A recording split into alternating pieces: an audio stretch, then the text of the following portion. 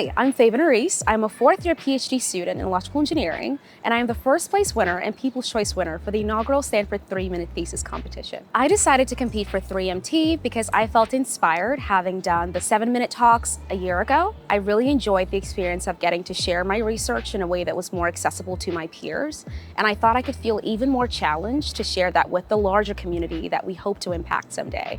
I'm grateful for the experience because I felt that I wanted to also grow my skills in public speaking beyond scientific communication, and it was just the perfect opportunity to do so. I learned so many things about myself during this process. One of those things was to be able to center people as the main metric for actually what I create solutions for. When you're very engaged in a very scientific, technical, and niche field like the work that I do every single day, it gets harder to look at the big picture and truly the value and impact of why we do this work. But by thinking about the exact narrative that I wanted to create, I had to center people and think from that lens and angle, and that was so important.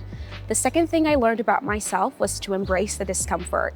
I iterated so many different times exactly how I wanted to engage with the audience, what exactly I wanted to say, what allegories I wanted to use. And by doing that entire process, I was able to think outside the box and get so creative with my narrative. So I'm grateful that I learned that too. I think so many others should compete in this competition because it allows the world and our larger community to really understand the value and impact of what we do every day.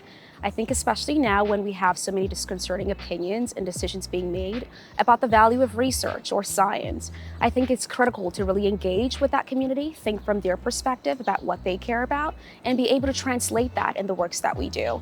I think human evolution has so much to owe to the progress that we've made in research and academia, and it would be even more important in the future to protect the well-being and welfare of students who can do this work. 3 pieces of advice I would recommend to anyone preparing a video submission are: 1, think about the angle you want to create your narrative around, whether that being a single body of work or your overall big picture thesis.